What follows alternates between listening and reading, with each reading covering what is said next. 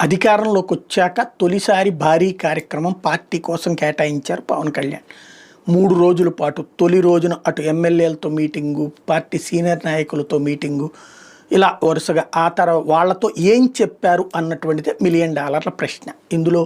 కొంతమంది ఎమ్మెల్యేల మీద వచ్చినటువంటి అవినీతి ఆరోపణలు, లేకపోతే కొంతమంది ఎమ్మెల్యేలు ఆగ్రహించి అధికార పక్షం వాళ్ళు సమని సరిగ్గా పట్టించుకోవటం లేదన్నప్పుడు వాళ్ళని